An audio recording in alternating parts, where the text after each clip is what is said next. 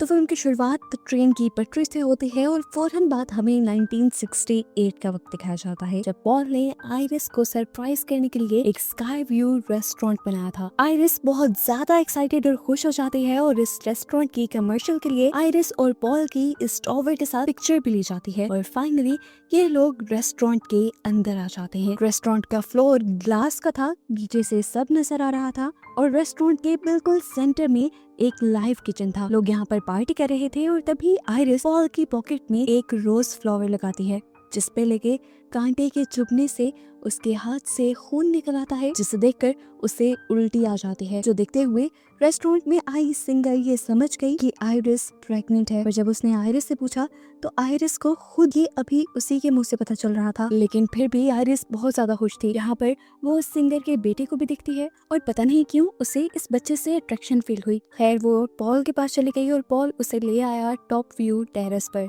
जहाँ वो आइरिस को प्रपोज कर देता है। आइरिस एक्साइटेड होकर उसका प्रपोजल एक्सेप्ट कर लेती है और उसे ये खुशखबरी भी देती है कि वो प्रेग्नेंट है, और इस बात से पॉल भी बहुत ज्यादा खुश था। यहीं पर आइरिस नोटिस करती है इस सिंगर का वो बेटा यहाँ पे भी था और वो शरारती बच्चा अपना एक कॉइन ऊपर से नीचे फेंकता है, जिस कॉइन को हमें दिखाया जाता है कि वो जमीन पे गिरने के बजाय एसी आउटडोर के वैक्यूम प्रेशर से उसके अंदर चला गया। जबकि ये सब लोग पार्टी करने के लिए आ गए। जब ये सब लोग डांस कर रहे थे तब दिखाया गया कि रेस्टोरेंट का फ्लोर हिलने लगा था। कॉइन भी अब फैन से निकलकर एसी डक्ट के अंदर घूमने लगा और रेस्टोरेंट के अंदर अचानक वो फ्लोर टूट गया। सभी लोग नीचे गिर गए। पॉल ने अपने आप को बचाने के लिए कांच का एक टुकड़ा पकड़ा हुआ था, जिससे उसके हाथ भी जख्मी हो रहे थे, लेकिन वो अपने आप को बचा फिर भी नहीं पाया और नीचे गिरकर मारा गया। जबकि आइरिस इस टाइम स्पॉट पे खड़ी थी, इसीलिए वो बच पाई। वो कॉइन जो एसी डक्ट के अंदर उड़ रहा था वो वहां से निकलकर एक दूसरी जगह चला जाता है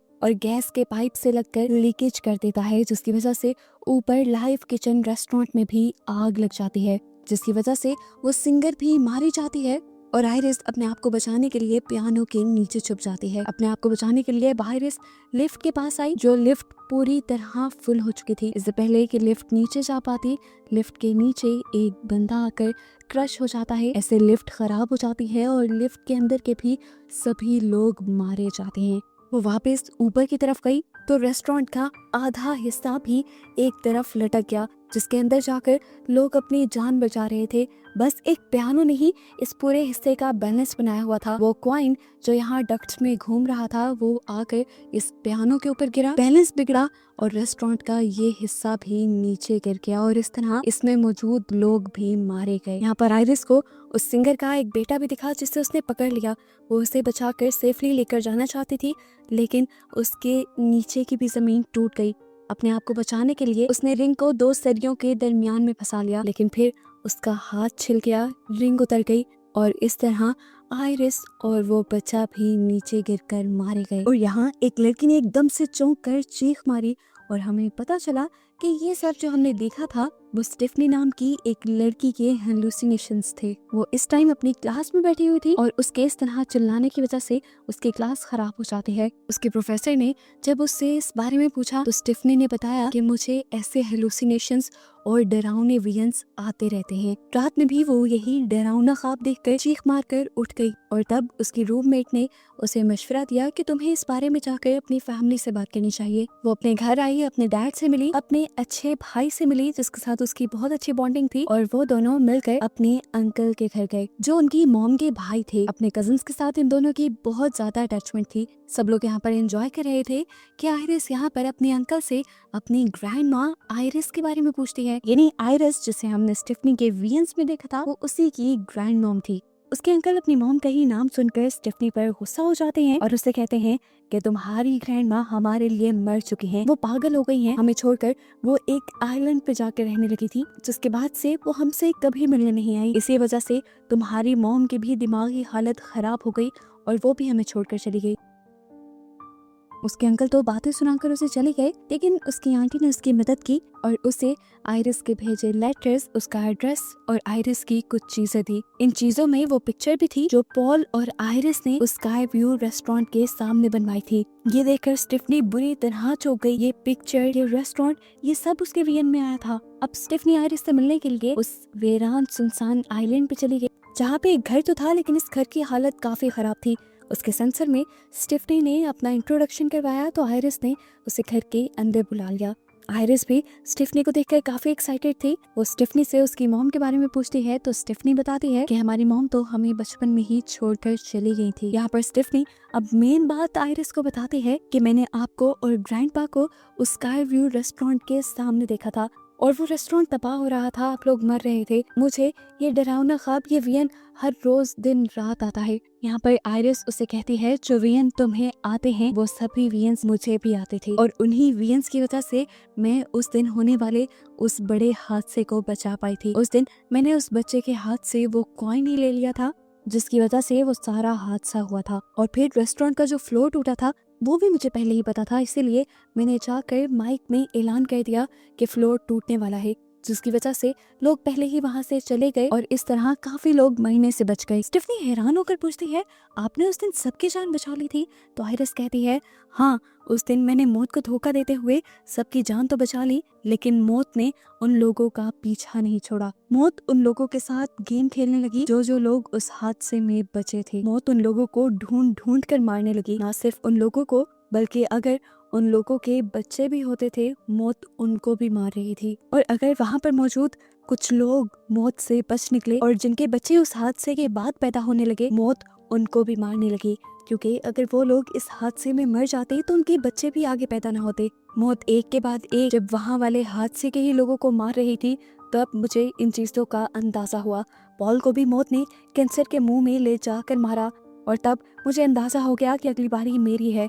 मौत को चकमा देने के लिए मैं यहाँ आकर छुप गई। अगर मैं मर गई तो मौत तुम्हारी मॉम, उसके भाई, उसके बच्चों को, यहाँ तक कि तुम्हें और तुम्हारे भाई को भी मार देगी, लेकिन जब तक मैं जिंदा हूँ तुम सबको कुछ नहीं होगा। स्टिफनी पूछती है तो आखिर मुझे ये वियंस क्यों आ रहे हैं? तो आयरिस ने कहा क्योंकि अब मौत हमारे पीछे है। ये बात सुनकर स्टिफनी बुरी तरह डर गई। तब आयरिस ने उसे एक बुक दी जिसमें उस हादसे में बचने वाले लोगों की मौत बाद में कैसे हुई थी उन सब की स्टोरीज भी लिखी हुई थी और साथ ही वो तरीके भी लिखे हुए थे जिससे मौत को चकमा दिया जा सकता है। स्टिफनी को ये बातें बकवास लगी, उसने ये बुक नहीं ली और आयरिस ने कहा कि मैं आपसे मिलने के लिए दोबारा आऊंगी।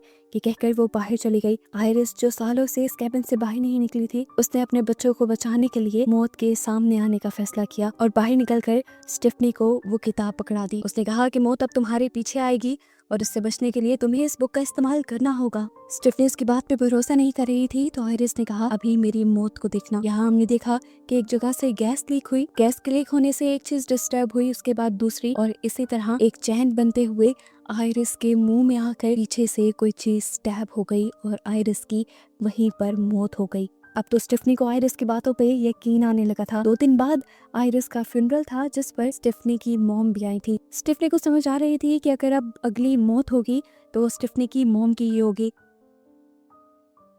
अपनी मॉम को बचाने के लिए वो आयरिस की दी हुई बुक पढ़ने लगी जिसमें आयरिस ने वो कॉइन भी छुपा कर रखा हुआ था जिसकी वजह से उसने उस दिन होने वाले हादसे को बचाया था। सारी बात समझते हुए अब स्टिफनी अपनी फैमिली को कॉल मिलाती है ताकि वो उन्हें अलर्ट कर सके, लेकिन कोई भी उसकी कॉल रिसीव नहीं कर रहा था। यहाँ दिखाया जाता है कि स्टिफनी की पूरी फैमिली पार्टी कर रही थी। यहाँ पार्टी में दिखाया जाता है कि मौत का खेल शुरू हो चुका था। यहाँ पर एक गिलास टूटा और कांच का टुकड़ा जाकर बर्फ के टुकड़ों में गिर गया। यहीं से सब बर्फ ले रहे थे। ये बर्फ का टुकड़ा स्टिफनी के अंकल के ग्लास में चला गया और उन्होंने ग्लास जाकर साइड पे रख दिया। साथ ही यहाँ पर मौजूद बाकी सारी चीजें भी थोड़ा थोड़ा करके अपनी जगह बदलती रही, जैसे ये सब कुछ किसी प्लान के तहत हो रहा हो। स्टिफनी के अंकल के ही हाथ से वो ग्लास गिर जाता है और कांच का टुकड़ा उनके पाँव के अंदर स्टैब हो जाता है। दर्द की वजह से वो वहीं गिर पड़ते हैं। उनके गिरने से यहाँ जमीन में जो वाइब्रेशन पैदा होती है उससे एक औजार घास काटने वाली मशीन पर गिर जाता है। वो मशीन स्टार्ट हो जाती है और एकदम से स्टिफनी के अंकल के मुंह के ऊपर चढ़कर उसका पूरा मुंह क्रैश करते हुए उसे मार देती है। उसकी इस भयानक मौत से सभी लोग बहुत ज्यादा डर गए। स्टिफनी बहुत ज्यादा डर चुकी थी। अब वो पूरी फैमिली को समझाती है कि किस तरह मौत उनके पीछे पड़ चुकी है। उसने बताई कि आयरिस के उस दिन टॉवर को बचाने के बाद ही मौत ने उन सब लोगों को अपना निशाना बनाना शुरू कर दिया जो लोग उस टॉवर में बच गए थे। मौत ने उनको और उनकी फैमिली को बिल्कुल खत्म कर दिया और अब बस एक उनकी फैमिली और एक और लड़के की फैमिली जिंदा थी। स्टिफनी उन्हें समझाती है कि देखिए पहले आयरिस मरी, फिर उनके सबसे बड़े बेटे, इस तरह अंकल के मरने के बाद बारी है उनके बेटे की, और यहाँ पर जब मेरी मॉम मरेंगी तो उसके बाद मैं मर जाऊंगी। स्टेफनी की बातें सबने बैठकर सुनी तो सही, लेकिन किसी को भी उसकी बात पे यकीन नहीं आया। यहाँ तक कि उसके अंकल के बच्चे यानी उसके कजन्स तो उससे नाराज भी हो गए कि वो उसके डैड की मौत का मजाक बना रही है। यहाँ पर सिर्फ एक ही इंसान था जिसे स्टेफनी पे यकीन था, वो थी स्टेफनी की मॉम। लेकिन स्टेफनी अपनी मॉम के साथ अच्छे से बात नहीं कर रही थी। यहाँ पर अब हमें अंकल के बड़े बेटे को अपनी पियर्सिंग शॉप में दिखाया गया। वो अपना काम खत्म करके अपनी शॉप बंद करता है और अपने डैड की याद में अपने हाथ पे डैड का टैटू बनाता है। इस टाइम उसने अपने भी नोज में एक पिन पहनी हुई थी। यहाँ पर उसकी नोज की पियर्सिंग पर फोकस किया जाता है और एकदम से ऊपर एक फैन ऑन हो जाता है, जिसके साथ एक मैग्नेटिक चैन थी जो आकर उसके नोज की पियर्सिंग के साथ फंस जाती है। फैन के चलते ही वो चैन भी घूमी और वो लड़का भी घूमने लगा। नीचे बहुत सारा कैरोसिन था जिसमें उसी के लाइटर से आग लग गई। वो अपने आप को उस चैन से तो छुड़वा लेता है, लेकिन नीचे आग में गिर जाता है। हम देखते हैं कि शॉप में भी आग बहुत ज्यादा बढ़ चुकी थी। जैसे ही स्टेफनी को ये बात मालूम होती है कि उसकी शॉप में आग लगी थी, तो सुबह होते ही वो उसकी शॉप में जाने का डिसाइड करते हैं, लेकिन वो तो इनकी कार के सामने आकर इन्हें रोक देता है। हैरानकुन बात थी कि उसके बाजू के अलावा उसे कहीं चोट नहीं आई थी। वो लोग बेदहानी में बात कर रहे होते हैं कि यहीं पर तेज स्पीड ट्रक आकर उसे घुमा जाता है, लेकिन उसे कोई नुकसान नहीं करता। ये देखते हुए वो स्टेफनी से कहता है, देखा मैंने कहा था ना कि मुझे कुछ नहीं होगा। यहाँ पर स्टेफनी को उसकी बातें बिल्कुल बकवास लग रही थी। वो उसकी बातों पे ध्यान देने के बजाय यहाँ पर रोड की चीजों पे ध्यान दे रही थी कि क्या क्या चीज उसे नुकसान पहुंचा सकती है। यहाँ से कचरे की गाड़ी गुजरती है तो स्टेफनी उसे इससे दूर रहने को कहती है, लेकिन वो तो जाकर उसे प्यार कर देता है और सच में उसे कुछ होता भी नहीं। अभी लड़का स्टेफनी से कहता है, देखो मैंने कहा था ना, तुम कुछ ज्यादा ही सोच रही हो। उस लड़के की दूसरी बहन भी अब वॉक के लिए निकल जाती है और तभी अचानक से उसका पाँव एक बॉल से टकराता है, जिसकी वजह से वो गार्बेज बास्केट के अंदर गिर जाती है और गाड़ी वाले इस ट्रैश को जल्दी से अपनी गाड़ी के अंदर डाल देते हैं। ये सब कुछ होते हुए उन तीनों ने भी देखा था। वो तीनों जाकर जल्दी से उस गाड़ी को रोकने की कोशिश करते हैं। स्टेफनी बिना अपनी जान की परवाह किए उसे बचाने के लिए गाड़ी के ऊपर चढ़ती है, लेकिन दिखाया गया कि अंदर तो गार्बेज क्रश हो रहा था और इसी मशीन के अंदर उस लड़की की भी जिस्म के टुकड़े टुकड़े हो गए। स्टेफनी के हाथ में बस उसका एक हाथ रह गया और वो मर गई।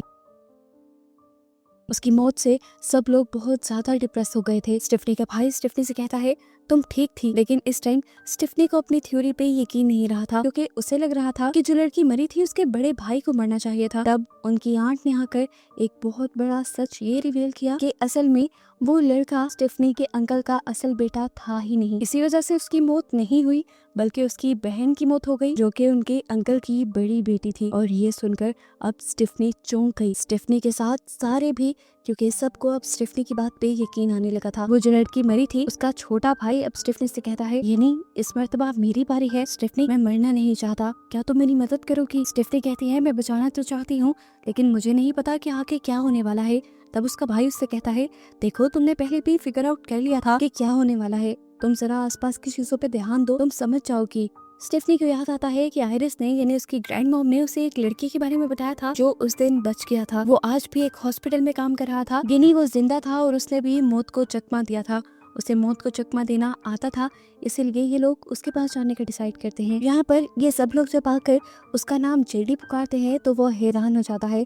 इस नाम से उसे सिर्फ आयरिस ही पुकारती थी। ये लोग उससे सवाल करते हैं कि आप आयरिस को कैसे जानते हैं? तब उसने बताया कि उस दिन जिस दिन टॉवर वाला हादसा हुआ था तब मैं वहीं पर था, मैं सिंगर का बेटा था। ये जानते हुए स्टेफनी को भी वो सारा वियन याद आ गया और वो भी उसे पहचान गई। ये आदमी बताता है कि आयरिस काफी सालों पहले भी उससे मिलने के लिए आई थी, क्योंकि वो पॉल के लिए यानी अपने हस्बैंड के लिए मौत को चकमा देना चाहती थी, लेकिन बहुत कोशिशों के बाद भी ये लोग उसकी जान नहीं बचा पाए थे। स्टेफनी पूछती है कि क्या कोई ऐसे भी लोग हैं जो इस मौत से बिल्कुल बच गए हों? तो वो आदमी जवाब देता है, हाँ, 2 लोग ऐसे हैं जो इस मौत से बच गए थे, लेकिन ऐसे नहीं, मौत पहले जीती। मौत ने पहले उन्हें अपना शिकार बनाया और वो मर गए, लेकिन फिर कुछ ही देर बाद डॉक्टर्स की या किसी की कोशिश से उन्हें जिंदा कर लिया गया और उसके बाद से मौत ने उनका पीछा नहीं किया। स्टेफनी उसे कहती है, प्लीज आप हमारी मदद कर सकते हैं इस काम में, आप हमारी मदद करें। लेकिन वो आदमी कहता है, नहीं, मैं भी पहले एक मर्तबा मौत को अपना कर मौत को चकमा दे चुका हूँ, लेकिन अब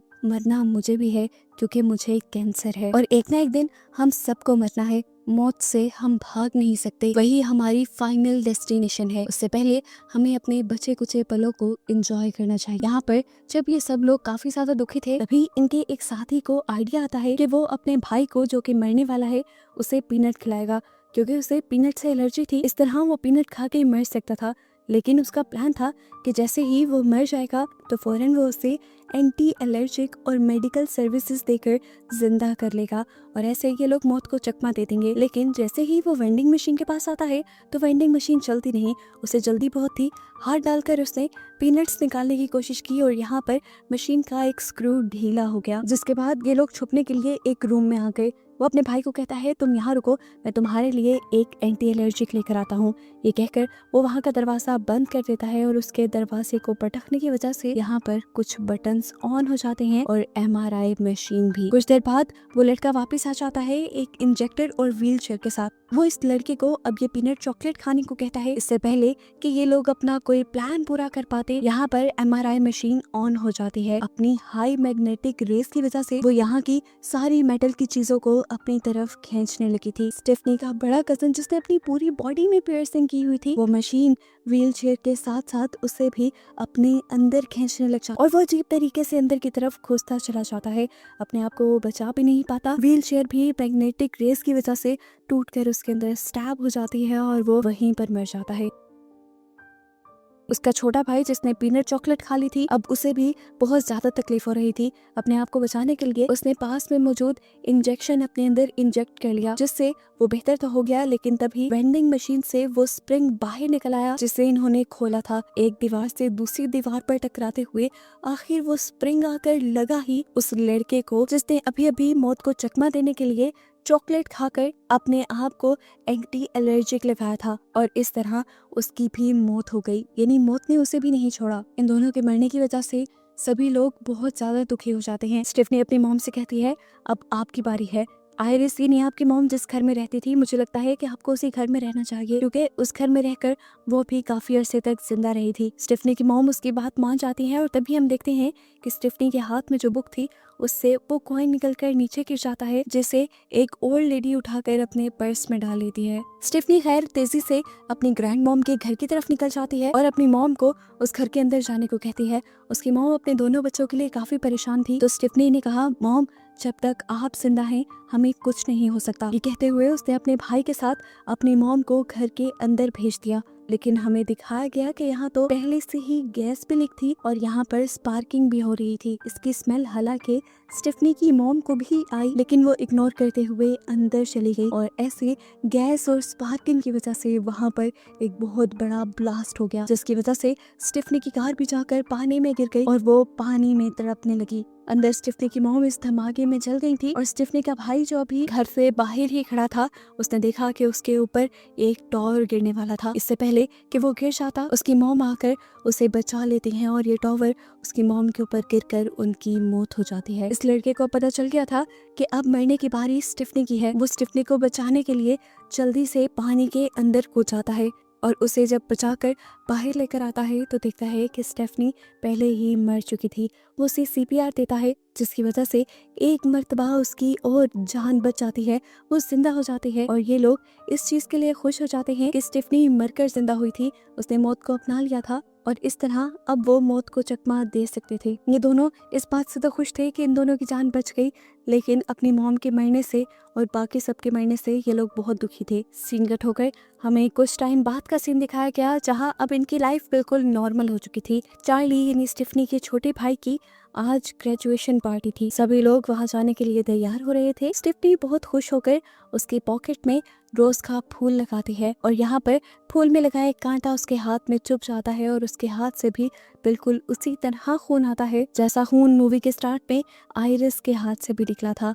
और ये देखकर स्टेफनी समझ जाती है कि मौत का खेल दोबारा शुरू होने वाला है। सीन कट होकर दूसरी तरफ हमें दिखाया गया कि वो कॉइन जो उस दिन आयरिस ने बचाया था और वो अब जिस ओल्ड लेडी के पास था, वो ओल्ड लेडी जैसे ही अपना वॉलेट खोलती है तो वो कॉइन उसके वॉलेट से निकलकर गिर जाता है और घूमते घूमते ट्रेन की उन पटरियों पे आता है जो हमें मूवी के स्टार्ट में दिखा दी गई थी। ये कॉइन ट्रेन के जंक्शन के दरमियान में रुक जाता है, जिसकी वजह से ट्रेन का पाथ खराब हो सकता था। सीन कट होकर हम दोबारा स्टेफनी और उसके भाई को देखते हैं, जहाँ उनके पास उनका नेबर डॉक्टर आया था। वो स्टेफनी के भाई का दोस्त था। वो स्टेफनी को कहता है कि तुम्हारे भाई ने मुझे तुम्हारे बारे में बताया है, मैं तुमसे बहुत इम्प्रेस हूँ, तुम बहुत लकी हो कि तुम आज जिंदा हो। स्टेफनी कहती है हाँ मैं काफी लकी तो हूँ, मैं उस दिन मरकर जिंदा हुई थी। डॉक्टर कहता है नहीं, तुम मरकर जिंदा नहीं हुई थी। अगर कोई इंसान 5 मिनट तक सांस डाले उसे मरा हुआ माना जाता है, लेकिन तुम तो 2 मिनट बाद ही सांस लेने लगी थी। ऐसी हालत को बेहोशी कह सकते हैं, ना कि मरना। ये सुनकर स्टेफनी और स्टेफनी के भाई दोनों की ही मुंह की हवाइयां उड़ जाती हैं। स्टेफनी ने आसपास की चीजों को देखा, उसे हर चीज में अपनी मौत नजर आने लगी, लेकिन इनकी मौत ऐसे थोड़ी ना आनी थी। वहाँ वो जो ट्रेन उस पटरी से उतरी थी वो उतरकर इनके घरों की तरफ बढ़ी। ट्रेन अपनी स्पीड कम नहीं कर पाई। अपने आप को बचाने के लिए स्टेफनी और उसका भाई दोनों भागे। ट्रेन तो आखिर रुक गई, लेकिन ये लोग जिंदा फिर भी नहीं बच पाए, क्योंकि ट्रेन के पीछे से लकड़ी के कुछ टुकड़े उड़ते हुए आकर इन दोनों की बॉडी में स्टैब हो गए और आखिर ये दोनों भी मारे गए। जिसके साथ ये फाइनल डेस्टिनेशन मूवी इसे सबक के साथ एंड हुई कि हम लोग मौत से बच नहीं सकते और एक दिन हर किसी को मरना है।